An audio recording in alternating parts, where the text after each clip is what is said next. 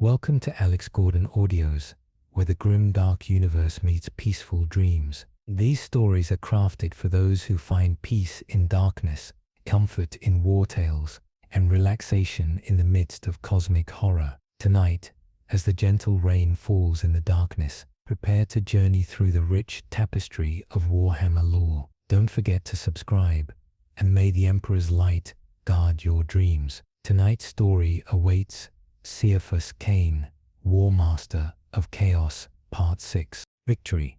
To the USA troopers defending their foothold in Skittle against the hordes of the infected and the demons, victory came when the plague-ridden flesh of the city's inhabitants faltered and failed, crumbling down on the ground. As the Vox network returned to functionality, they heard of the Liberator's triumph in the palace and roared their praises of Cain to the clearing skies. Among them, the ravager Hector, covered from head to toe in infected guts, lowered his weapons and laughed with delirious joy as the realization fully hit him that the battle was over and the nails still weren't biting. To the daughters of Valhalla who had held the line at Glacier Peak against the infected hordes for months, victory came when Colonel Castine voxed them, and after a series of code words were exchanged to confirm her identity and that she wasn't under duress, told them the source of the evil besetting Adumbria had been destroyed.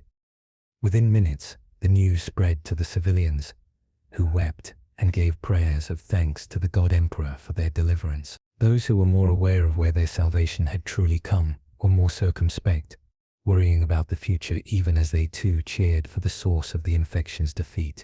To the people of Slaukenberg, victory came when the image of the Liberator, emerging from the crumbling lair of his foes, holding in his arms the child he'd rescued from that den of evil, reached them through the Anzalo. Within hours, that image was put on every screen and print sheet on the planet, along with numerous stories of the USA's brave efforts in Skittle. Celebrations of Thanksgiving to the powers took place across the planet, and preparations immediately began for a proper triumph upon the Liberator's return. And within the halls of the Liberation Palace, work continued apace to make sure the wheels of government continued to turn smoothly. While Thessalonica gave the order to begin building a new Liberator armor to replace the one lost in battle at once.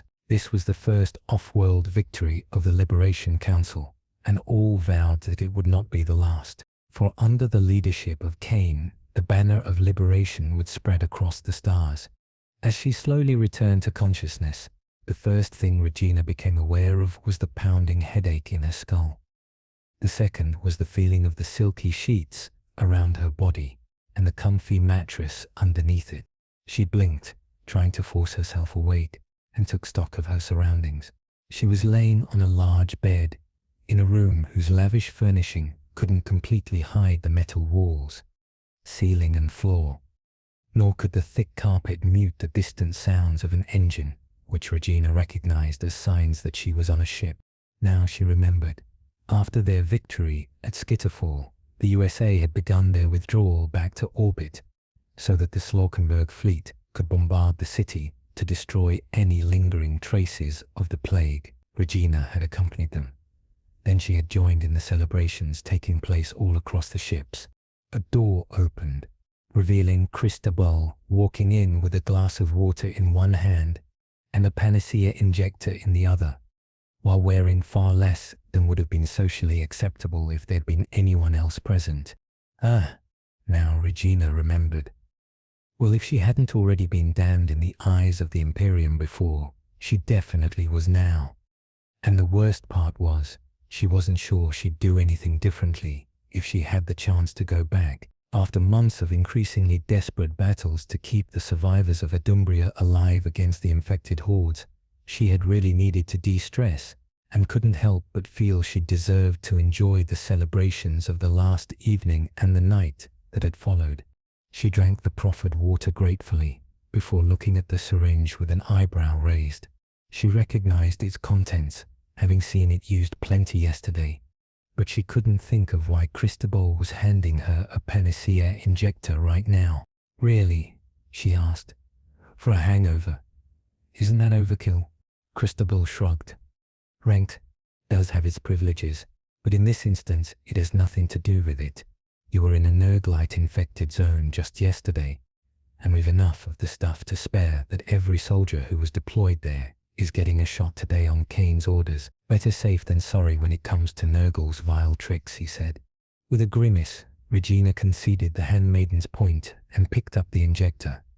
The design wasn't that different from the stims she'd been taught to use in the guard, and within moments her headache faded away. Despite herself, she couldn't stop a little groan of relief, which made Christabel's smile grow fractionally wider. Thanks, I needed that. Speaking of Cain, where is he? With the fog of alcohol clearing, Regina's memories from the previous night returned, and she fought down a blush. I didn't imagine him being here last night, right? Christabel laughed at her embarrassment. No, you didn't, though I definitely see why you'd think he couldn't possibly have been real. She sighed dreamily, before becoming serious again. He left us to rest in peace once we were done. Really. That man, he needs to learn to relax more instead of being so focused on his duty. That wasn't how Regina would have described Cain, but she guessed it made sense that Christabel would see him like this. The handmaiden was clearly enamored with the Liberator, and Regina could see why.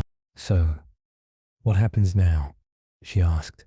First, we're eating breakfast and cleaning up, replied Christabel matter-of-factly. Then we're returning planetside from what I hear. Your regiment is eager to get you back. I was more talking about everything, Regina said weakly. Somehow, her Astra Militarum training hadn't covered this exact scenario. What will happen to Adumbria now? I think that's one of the things Ciaphas wants to talk about with you today. Even with the infected gone, Adumbria cannot return to the Imperium, and neither can you. You do realize that, right? I do, sighed Regina. I thought about it, of course, but it wouldn't work. Assuming we managed to even get word to the Imperium, which would be a challenge in itself, they wouldn't believe us. They'd think it a trick to spread the plague, and I can't say I'd blame them, since that's definitely something that bastard Adrian would have done. The thought of that despicable wretch, who had betrayed his entire world to the plague god in exchange for power despite already enjoying the comfy life of an aristocrat, filled Regina with anger and disgust. She'd known that imperial nobles rarely lived up to the standards the god emperor expected of them, but this was a new low. By all accounts, Adumbria's last governor had been more or less competent at his job, or at least had known to leave actually running the planet to the people who were trained for this sort of things, while enjoying the perks of his privileged position. When the filth-worshipping heretic had made his move, the governor had been among the first to die. And if, by some miracle, we managed to convince someone important that no, we aren't infected, she continued, then how are we supposed to explain it? Hiding your intervention wouldn't hold up to the slightest amount of scrutiny, and once our collusion with you is revealed, it'll all be over. Part of her wanted to blame Cain for cornering her like this, but the simple truth was, they'd all have been walking dead without Slaukenberg's intervention anyway.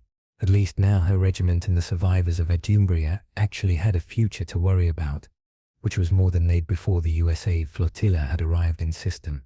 Exactly, nodded Christabel. But you don't need to worry, Regina. Much as we of the Liberation Council don't like the way the Imperium is run, we recognize that there is strength in numbers, and even in its current diminished state, there is much Adumbria can offer us in return for our assistance in recovery. And what's to stop you from taking everything you want and leaving Adumbria to its fate? Other than the strategic importance of this system's position at a warp crossroads, smiled Christabel. Come on, now. You know the Liberator wouldn't allow it. The ideals of the Liberation do not allow for slavery, and that is what such a thing would be. Emperor help her, but Regina believed her. After seeing Cain emerge from the collapsing building, as the skies cleared of corruption and the infected and their daemonic allies fell apart, all around them, it was difficult to see him as anything other than a righteous champion of the people. My office aboard the Fist of the Liberator was smaller than the one back on Slaukenberg, but still large enough for my needs. especially when considering how much of a premium space was at on a starship. I had taken refuge there as soon as my alcohol levels had lowered enough for my survival instincts to kick back into action and scream at me that remaining in the same room as an Imperial colonel might not be the best move for my long-term prospects. After a quick nap, a strong cup of recaf and a dose of panacea, I'd thrown myself into work so that I'd have an excuse if Christabel or Regina came by. I blamed Christabel for the whole thing, but at least her involvement should mean Emily wouldn't be angry about it. As for myself, I could hardly complain. Regina was a fierce red-headed beauty in her own right. In a different way than the handmaidens of Emily, the time we'd spent together had been very pleasant indeed, and not something I'd ever have considered while sober. Fortunately, the after-action reports of the USA deployment at Skittle had provided me with plenty of reading material. I had also taken the time to look at the recording of my confrontation with Gurugath, which had been witnessed and recorded by multiple troopers and was already being compiled into an appropriate video for diffusion back on Slaukenberg. Unlike the Imperium, the Liberation Council didn't believe in keeping the existence of daemons secret from the population, at least those which weren't aligned with any of the powers currently worshipped on the planet, since seeing a daemonette would probably put some of the civvies off joining the handmaiden's latest party. But I'd still put my foot down and demanded that the final product be thoroughly checked for any lingering spiritual influence before public broadcast. I did not want some poor soul to be enslaved by Nurgle as a result of seeing something they weren't meant to and starting a cult to the god of decay right in the middle of Slaukenberg, since such a group would see my gruesome death as the best way to please their malevolent deity. In the meantime, the recording had helped me clarify just what had happened during the gap in my memories. Gurugath's voice was full of static on the recording, which made sense given its unnatural source, but the words were still understandable. Inevitable, the bloated thing had said before my freakout. Merely listening to the words sent a shiver of dread down my spine. How violently I had reacted made sense now. That word had haunted my nightmares for years on and off, accompanied by visions of what I feared the path I was forced to walk would lead to, sooner or later, except whenever that happened, whenever I woke up in a cold sweat, with the sound of my own demented laughter echoing in my skull. I always had to swallow it down along with a bottle or two of Amasic. This time, however, I'd had the perfect outlet for my frustrations in front of me. The whole thing about me threatening Nurgle directly was admittedly a tad more worrying. I could only attribute this utterly uncharacteristic proclamation to my subconscious keeping up the act for the audience of troopers, Jurgen and militia, but it was still a bad sign for my mental health. It had worked out this time, but it all too easily could have ended in my grisly demise. I had to get this under control, but it wasn't as if I could go to a chaplain for help. There were still followers of the God Emperor on Slaukenberg, weren't there? And maybe being visited by the Liberator to ensure that their freedom of worship wasn't being infringed upon could lead to me speaking with a priest in private. I couldn't really confess the full truth, of course, but maybe talking about the nightmares would help. And the only priests of the Imperial Creed left on Slaukenberg by now were the ones with both an ironclad faith in the throne and enough good sense and kindness to avoid being purged along with the bulk of the ecclesiarchy, so they wouldn't spread what I told them in confidence. It would be risky, but going crazy wouldn't help my survival prospects either. In any case, it was something to consider at length before making any real decision. "Sir," Jurgen called out from outside my office, pulling me out of my musings. "There's someone here to see you." "Send them in, Jurgen," I replied, knowing that anyone my aide hadn't politely turned away was someone I really ought to meet. Then the door opened, and a 2 meters giant covered in scars in a simple white robe entered my office and stopped before my desk. Yes. Somehow, in all of yesterday's excitement, I had completely forgotten about that report I had received while fighting my way through Skittle that a surviving ravager had been found. And due to that lapse, I was now in a room with a Connaughty transhuman killing machine, whose warband had called themselves the Ravagers. Jurgen and Melissa were right here, of course, neither of them having indulged in the celebrations. But I didn't want to bet my life on them being able to react faster than the Ravager could tear my head off. There was a reason Space Marines were the Imperium's greatest warriors, and somehow I doubted falling from the Emperor's grace, and embracing Con had caused the giant's martial prowess to diminish, which meant that it was time to bluff, and pray that for once, my fraudulent reputation would actually be worth the trouble it brought. Plastering the best smile I could fake on my face, I stood up and extended my hand to the Chaos Marine. "Hello, Sir Hector. How nice to meet you." I lied shamelessly. It was rare for Space Marines to feel awkward when meeting someone, rarer still when meeting mere mortals.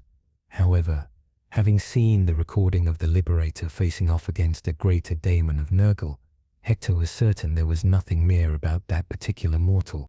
Unlike the many human rebel warlords Hector had encountered before, Cain hadn't succumbed to the madness that affected far too many devotees of the Pantheon. In fact, if he hadn't seen the recording with his own eyes, he'd have thought him an utterly ordinary, if comparatively tall male human. The only source of active witchery in the room came from the Liberator's aid, though thankfully the nails were still kept quiescent by his injector collar, and didn't bite at a psyker's proximity as they usually would. Hector could also, through senses cultivated by an eternity spent in the Eye of Terror, sense the touch of the Dark Prince on the Drukari Bloodwood, who stood next to the desk, her alien eyes focused on him, her hands casually resting on her weapons. He had fought her kind before, and knew to be wary of her. Part of him wondered if the reason he'd survived so long with his injuries was so that Khorne could put him near Cain, as a counter to the Slaaneshi-branded Xenus. It would explain why the Lord of Skulls hadn't punished him for escaping the nails so far. All right, he could do this. All he needed to do was navigate a conversation without offending his host and benefactor. It should be simple enough. It wasn't as if the last time he'd had a peaceful talk with someone had been thousands of years ago. "Oh wait, Khorne, grant me strength. Lord Cain." Hector greeted the human warlord with a bow, taking his proffered hand into his own and shaking it carefully. If he accidentally broke it, then he would be lucky to walk out of the room alive, and he refused to die in such a stupid way before releasing it. "I am Hector of the 12th Legion. It is an honor to meet you." "The honor is mine, I assure you. I must confess I always wanted to meet a Space Marine, though this is hardly the way I thought about it happening when I was younger," said Cain with a small but sincere smile. Right?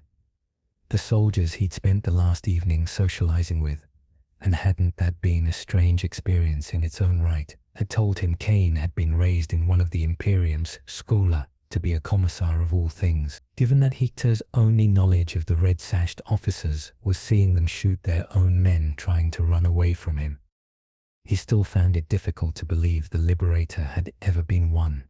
"You belong to the Ravager's chapter, right?" asked Cain. "Not exactly," explained Hector. "I am a member of the World Eater's Legion. The Ravagers were now merely the war band to which me and my brothers attached ourselves. It's quite common among the traitor legions. After the heresy, our chain of command fragmented. Fragmented certainly was a word to describe the utter madness of Skalathrax and the decades of carnage that had followed as the Legion Wars raged in the Eye of Terror. Even the rise of Abaddon at the head of the Black Legion hadn't really ended the internecine slaughter of the traitor legions. It had merely reminded them that they shared a common enemy in the Imperium. "Legion?" asked Cain, frowning. "I was under the impression that Space Marines groups were called chapters." "Right. I forget how much the Imperium hides from its own people. Basically." Hector had then launched into an explanation of the breaking of the Loyalist Space Marine legions into chapters at Gilliman's orders following the heresy. When he was done, both Cain and his aide were hanging on his every word, clearly fascinated by what to Hector was merely ancient history, but to them was something straight out of myth. The Xenus, on the other hand, appeared supremely uninterested in the old squabbles of primates. It seems a bit of an overreaction on Guilliman's part, mused Cain, but I suppose I can see where he was coming from. Thank you for explaining, Sir Hector. By the way you speak of it, can I assume you were actually alive during these events?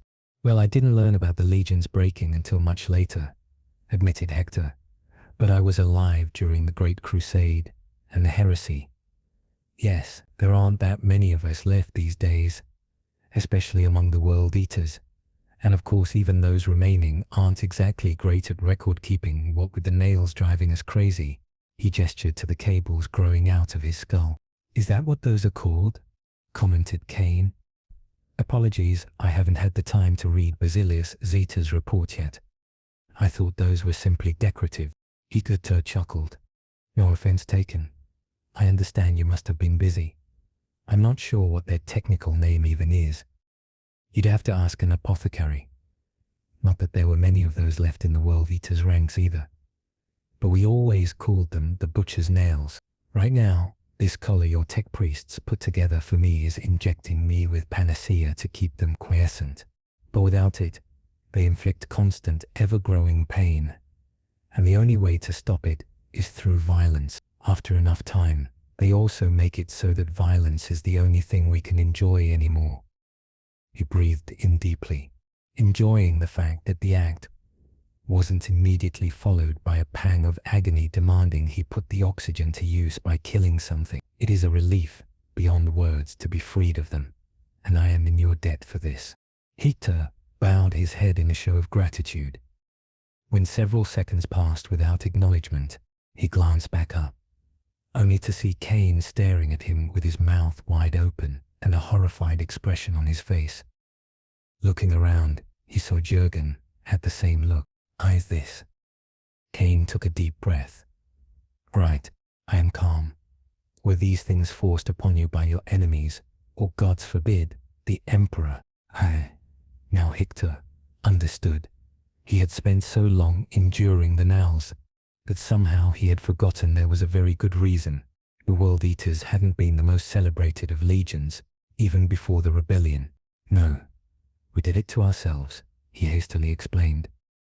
Our Primarch, Angron, had these implanted in his skull when he was a child, before the Emperor found him and reunited him with us. When we saw how they had changed him, we sought to emulate him. But why? Cain nearly shouted, aghast. Why would you do such a thing to yourselves? Wait, I remember hearing that Space Marines are made from the children of Death Worlds. Was that already true in your time? Yes. It was. The process of creating an Astartes requires the subject to be young enough to withstand the physical alterations. I am no apothecary, so my knowledge of such things are limited, but I know that attempts to turn adults didn't work out well for anyone involved. They either died horribly, or far worse, they became core Pharaon. Oh, well that explains everything then, sighed Cain, collapsing into his chair. Of course, a bunch of juvies given superhuman strength and made to slaughter the enemies of mankind without adult supervision would make stupid decisions. Hector opened his mouth to protest, then remembered that his entire legion had basically jammed inferior copies of an archaeotech pain engine into their skulls in the hope that it would make their broken father figure like them, and promptly closed it. Maybe Cain had a point here. How did you even manage between battles? Asked Cain. The Ravagers were always on the move from one star system to another. That must have involved months of transit without anyone to fight but each other. Oh, it was first blood duels in the fighting pits, mostly, replied Hector. Then because he had a feeling lying to Cain, even by omission, wasn't a good idea, he added. But even these only helped so much. There was a lot of, let's say, friendly fire accidents, both with the human members of the Ravagers and among ourselves. You can resist the nails for some time, but sooner or later, the urge becomes too. There was another moment of awkward silence. Well, Cain rallied, I am glad you are freed from that. And while I hope it doesn't need to be said, if you kill someone working for me, I will very cross with you. Understood? Understood.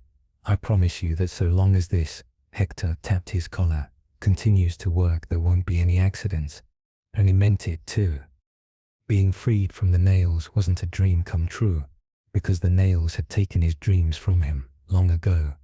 But there was precious little he wouldn't do to keep that freedom. He was fortunate that so far, Cain appeared to be more pleasant to work for than the Chaos Lords he was used to dealing with. Not once in the entire conversation had he threatened to cut off the panacea Hector's collar needed, even indirectly. I came here today to express my thanks for your intervention and that of your tech priests. Slowly, Hector knelt, lowering his head in submission. Now that the Ravagers are no more, I would pledge my loyalty to you. If you would have me, I will. This is unexpected but not unwelcome. I accept your offer in the spirit in which it is given. I'm sure we'll have plenty to discuss in the future. I'm very interested to learn more about the Imperium's distant past. For now, however, please report to the Borgs for a new suit of armor and a set of proper weapons. I doubt it'll be as good as what you're used to, but it's got to be better than nothing. Right, that was another change from his time in the Ravagers, or most of his time with the Legion, to be completely honest, that he'd have to get used to. Having a proper logistical branch organization to support the troops, instead of packs raiding for supplies and forced to scavenge their own dead for replacement armor pieces and weapons. The thought of how long it'd been since Hector had been part of a warband with a proper apothecary or tech marine was frankly depressing. As you will, Lord, said Hector, before standing up and departing, relieved that this had gone well. 5 days after the cleansing of Skittle, a deal between Adumbria and Slaukenberg was formally signed in Glacier Peak, the new planetary capital. I had been there as the Slaukenberg signatory, of course, while Regina was acting as the governor of Adumbria, mostly by virtue of being in command of the largest military force on the planet. To my surprise, she didn't seem angry at me for the events that had happened on the Fist of the Liberator, although I didn't believe Christabel's claims that she was looking forward to a reoccurrence. The population had been all too happy to acclaim Regina as Vice Queen of Adumbria. Harold had been the one to suggest the title, both to mark the separation from the old aristocracy and to imply a degree of subservience to Slaukenberg. In a way, the Imperial Colonel had effectively achieved the dream of countless Guard commanders before her, being made governor of a planet they'd conquered, with their regiment retired from active service to act as their honor guard and enforcers. Sure, Regina didn't have any experience with running a civilian government, but neither had I when the uprising had happened. As I had told her when she'd confessed her doubts to me, her new duties would start relatively small due to how few Adumbrian civilians were left, and scale up from there as the planet recovered. And in the meantime, the Liberation Council's bureaucracy would be all too happy to provide assistance. And anyway, she couldn't possibly do a worse job than the Duobus. The ceremony had been small in scale, due to the fact the planet was still recovering from a Nurglite apocalypse, but based on what I'd seen and what Christabel had reported to me, because of course she'd already managed to set up networks of informants, I didn't know why I was surprised the people of Adumbria were genuinely supporting of the Accords.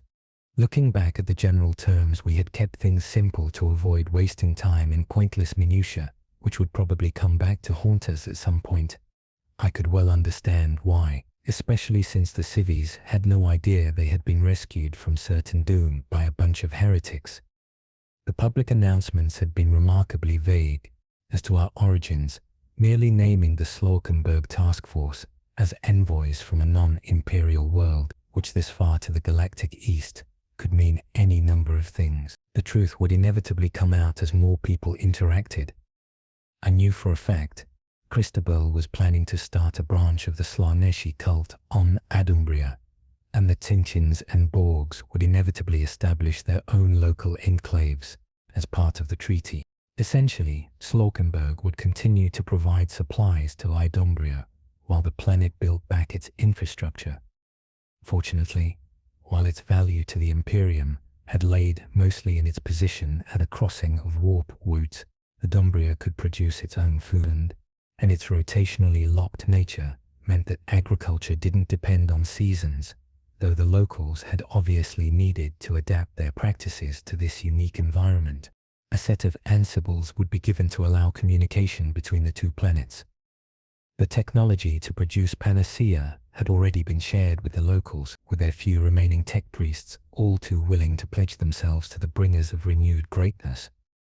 If it meant having access to such incredible technology, which, given what their world had just survived, was understandable, then there was the meat of the deal, the greatest boon for the Liberation Council, and something I could already tell was going to cause me no end of headaches in the future. The hundreds of merchant vessels abandoned in orbit were given unto the Liberation Council to be repaired and refitted as both cargo transport for the future trade between the two systems and much-needed reinforcements for the Slaukenberg fleet. The Borgs were already drawing up plans for orbital shipyards, as well as training centers for the workforce they'd need to recruit from Adumbria itself. By now, there was almost no available manpower left on Slaukenberg itself. That meant that once Adumbria's population recovered, there'd be plenty of work for everyone who might otherwise have been left destitute, since Adumbria's status as a trade world was well and truly franked. It also meant, to my quiet and unspoken horror, that the Liberation Council would have the means to spread its ideology to other star systems far sooner than the decades I had expected it to take to build up the required shipyards and starfaring vessels. And with our first expedition being a resounding success, I dreaded to think of how I could convince the Council that no, defeating the rest of the Imperium in the Damocles Gulf wasn't going to be as easy as taking over a world they'd already given up on. Anyone with any sense would have understood that. But then if the rest of the Council had any sense, they wouldn't be heretics in the first place. The existence of the Ansibles meant that the Liberation Council would keep in touch with Adumbria's new government in a way the Administratum could only dream of. But the planet would be officially independent, which, given how much its population needed, ARSUP was nothing more than a polite fiction everyone involved had agreed upon. Apparently, the whole thing was already being called the Keneta Protectorate back home, and by that point, I'd given up on even trying to change it. My only way out of this mess would involve changing my name, face, and most likely genetic code, if I could manage it anyway. The only argument I could think of that might convince the Council to wait before trying to expand this protectorate further was that, if the Administratum had done its job, then every ship in Adumbria was blacklisted from every civilized port in the sector as a potential carrier for the plague, which had caused the system to be declared perdicia in the first place. So unless we were sailing to rescue of a star system in as dire straits as Adumbria had been, any efforts to subvert faithful imperial worlds was doomed to fail. And really, what were the odds of that happening? No sooner had I had that thought that I remembered how dire the Imperium's position in the Damocles Gulf had been made by Karamazov's incompetence. Thoreau knew how many other worlds were in desperate straits and willing to accept any aid, even if it came from heretics like ourselves, and, having branded this expedition at least partly as an effort to help our beleaguered fellow humans, I had very effectively trapped myself. If we ever received word of another star system calling for assistance we were at least theoretically capable of providing, I consoled myself with the knowledge that at least I had prevented the creation of a Nurglite stronghold in the sector, which had been the reason I'd gone on that insanely dangerous expedition in the first place. Regardless of how much trouble this Cainite Protectorate idea ended up being, not doing anything and allowing Gurugath to claim the planet as a daemon world from which to spread the infection to the rest of the Damocles Gulf would undoubtedly have been far worse. Besides, the repairs and retrofits of the merchant ships would keep the Borgs happy and occupied for years to come, with work that was unlikely to result in reality being sundered by untried technology. And maybe, just maybe, I would get really lucky, and one of those expeditions would provide me the opportunity to fake my death and run away from all this madness. The more war-capable ships were around, the better my odds. After all in all, I told myself, This whole Adumbria affair had gone about as well as I could reasonably have expected. To my great relief, Hector had spent most of the last few days talking with Yigdal and training with the USA. Apparently, he needed to relearn how to fight properly, without merely following his instincts and forsaking all defense in order to get to the kill and the associated release from his never-ending pain faster. I was perfectly fine with him having fun with the USA, since that would keep him far away from me. He'd been far more polite and calm than I'd expected when we'd met, but I couldn't get the fact that he and his entire legion had volunteered to get these awful implants into their skulls out of my mind. Seriously, how had anyone ever thought this was a good idea? I could only hope that the Emperor had only learned about this too late to stop it, and that the heresy had erupted before he could do anything about it. As for the girl I'd rescued from Nurgle's altar, she was doing well. We were keeping her in isolation just in case, but Basiluizeta assured me her vital signs were all good. I'd contacted Jafar back on Slaukenberg using the Ansible, and told him to see what his Maja's divination rituals could figure out about her. By the time those of us not staying in Adumbria to help with the reconstruction made it back home, hopefully he'd have some answers.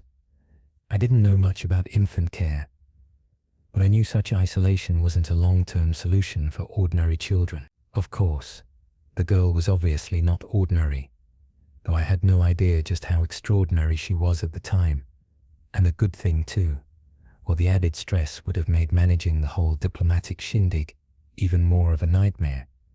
But the same principle probably applied. The entity that called itself Gurugath slowly pieced itself back together in the Sea of Souls. The disjointed fragments of warp energy that made up the Baron's infernal consciousness weaving themselves into something that resembled immortal soul in the way a virus resembles a healthy cell. Then the mind became aware that it was being restrained. All at once, the patterns mortal minds forced upon the formless entities of the warp snapped into place, and Gurugath found himself wrapped in silver chains, their thorns digging into his essence, making him bleed into a bowl of black stone laid beneath his suspended body. Around him were gilded walls covered in sensuous iconography, and the air reeked of perfumes, drugs, and other substances meant to conceal the frailty of flesh and the inevitability of decay. He could hear screams of pain and pleasure and moans that were not of despair. This was not the garden where he should have arrived following his banishment. This wasn't even the formless wastes where he would have expected his essence to reform had Grandfather Nurgle decided he needed to be punished for his failure by making the humiliating trek back to the manse, which he would have fully deserved. Not only had he failed to kill the faithless Cain, he had also lost the last egg of Ligienstrasse, which had taken so much effort to recover from the Cacophonous Tower's destruction on Opus. Yes, for losing the last remnant of the Assassinorum's greatest folly. Gurugath deserved spend 7 centuries making penance before being allowed back into Grandfather's good graces. But this was not the formless wastes. This was the realm of Slaanesh, and he should not be here. "Hello, Gurugath," purred a feminine voice that dripped with threat. And in the Sea of Souls, there was no metaphor. He could see the holes in the floor of calcified elderly souls. The drops were creating. He knew the voice's owner before she stepped into view. Disgustingly pristine and radiant, the newest Daemon Princess of Slaanesh, the upstart who had led the legions of excess in capturing the space hulk she'd delivered to her mortal servant, returning the 7th cursed panacea to the galactic board. "Emily," Gurugath spat. "I should have known." "Yes, you really should have. You tried to hurt my beloved," she hissed. "You tried to kill him. Worse, you tried to break that which makes him so beautiful and drag him to your level. You are going to pay for that." By all the pustules of Nurgle, she was serious. Gurugath realized this wasn't a game she was playing, nor a long-term scheme to increase her influence in the Materium. She actually genuinely loved that more. The Baron had always known the Slaaneshi were obsessed beyond reason, but never like this. It was one thing to have affection for one's mortal slaves, in the same way a mortal might regard a cherished pet. But this was madness. Unnatural, foul, abhorrent madness. For all of Cain's insults to decay, this was a blasphemy against the whole of chaos. That none of the other powers seemed to realize that was yet more evidence that Nurgle was the greatest of them all. "I will let you go soon," promised Emily, with a smile that revealed her disgustingly perfect white teeth. "My beloved gave you a message for your master, and I don't want to stop you from delivering it. This should not relieve you." However, she whispered, "It had not, for Gurugath was no fool, because it means I will have to work on you intensively, to make sure you understand the depths of your folly, before I have my servants throw what's left of you into that rotting garden. With grandfather's blessing, I am beyond torment," replied Gurugath, defiantly. "Do your worst." Emily smiled, and for the second time the great unclean one felt fear. "Oh, I will."